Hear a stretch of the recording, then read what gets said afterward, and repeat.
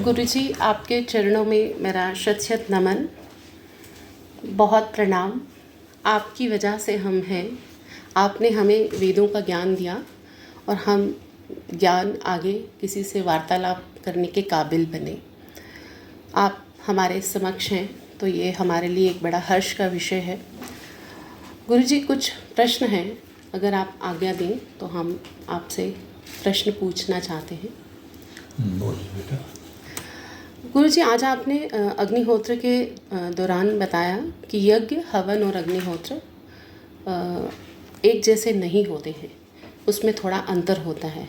तो मेरी इच्छा है कि सभी श्रोतागण को आप विस्तार में इस पर प्रकाश डालें। देखो बेटा, सत्य और असत्य का निर्णय वेद ही करते हैं।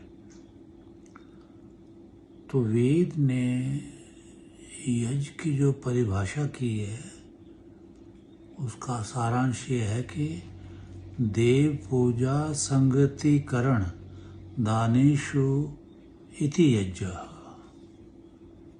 यज्ञ उसे कहते हैं जिसमें देव पूजा होती है, यानी 5 देव होते हैं जिंदा चेतन। वो है मातृदेवो भव, पितृदेवो भव और अतिथि देवो भव, आचार्य देवो भव और 5 हो गए नहीं, और 5 देव होते हैं। 2 प्रकार के देव होते हैं, एक जड़ और एक चेतन। ये चेतन देव होते हैं जिनकी सेवा की जाती है। फंडामेंटल जो बेसिक प्रिंसिपल है देव का कि देव किसको बोलते हैं, तो बेसिक प्रिंसिपल तो ये है कि यह ददाति सह देवः, जो हमें कुछ देता है वो देव है। तो इसमें 33 देव भी आ जाते हैं। 33 करोड़ नहीं, 33। माता जन्म देती है, ये भी देवी है। पिता पालन पोषण करता, हमें देता है पैसे, वो भी देव है। मातृदेवो भव, पितृदेवो, अतिथि देवो भव।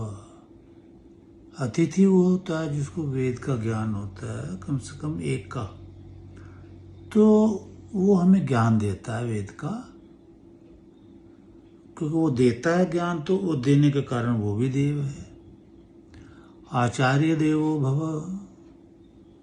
आचार्य जो जिसके आचरण में विद्या है और जो वेद का ज्ञाता है वो ज्ञान देता है हमें, इसलिए आचार्य भी देव है। तो आचार्य देव हैं। तो इन देवों की, इन देवताओं की जो चेतन है, जिंदा है, हमें सेवा करनी है। ये यज्ञ का एक अंग है।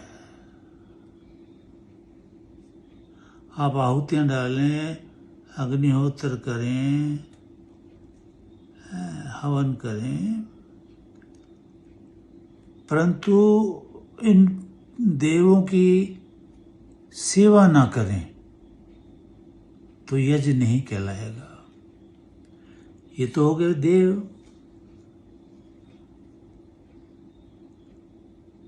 तो फिर हुआ क्या हुआ कि देव पूजा हो गई और फिर संगतिकरण। 4 वेदों का ज्ञाता, योगाभ्यास करने वाला अष्टांग योगी है ना, वो तपस्वी है, तो उसके संग रह कर के वेद सुनना और आचरण में लाना वेदों को, उस विद्वान के संग, उसका संग ज्यादा करना है। ये काम, क्रोध, मद, लोभ आदि के चक्कर में फंस कर, माया के चक्कर में फंस कर, और हंसी मजाक वो और बुरी बातें, तो जिंदगी का टाइम खराब करने से अगला जन्म भी बिगड़ जाता है। तो हमें यहाँ समय लगाना है उस तपस्वी के साथ, उस विद्वान के साथ, उससे विद्या लेनी है। तो वह संगति करण।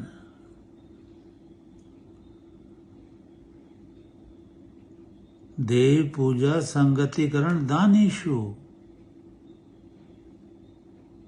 और फिर सामर्थ्य के अनुसार उस तपस्वी को दान देना है।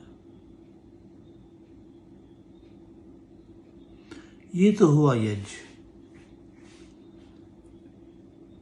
जो हवन होता है उसमें ये तीनों बातें नहीं होती। उसमें देव पूजा नहीं होती है, उसमें संगतिकरण भी नहीं होता, उसमें दान भी नहीं होता, क्योंकि आप घर में बैठ के अग्निहोत्र कर लो, हवन कर लो। हवन और अग्निहोत्र एक ही बात है। हवन कर लो, अग्निहोत्र कर लो। उसमें आप देव पूजा नहीं, संगतिकरण नहीं और दान भी नहीं। भाई घर में हवन कर रहे हो तो किसको दान दोगे?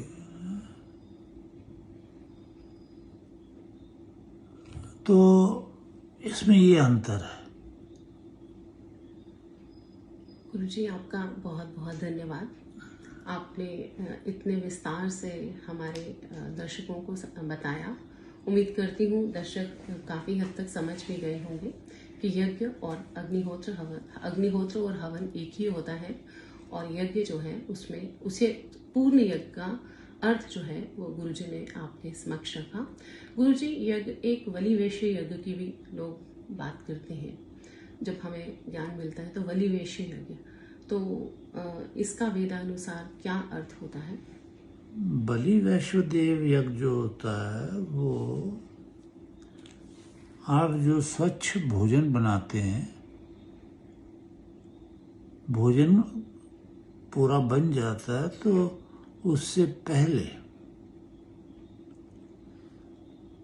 और घर के बाहर दरवाजे के पास वही भोजन का कुछ अंश मात्र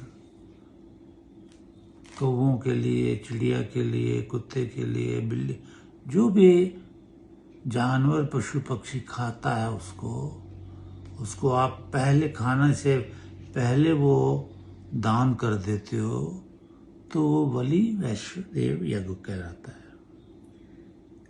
धन्यवाद गुरुजी। गुरुजी, जो लोग माता पिता देव पूजा नहीं करते पूर्ण रूप से, तो क्या उन्हें बलि वैश्य यज्ञ का पुण्य प्राप्त होता है?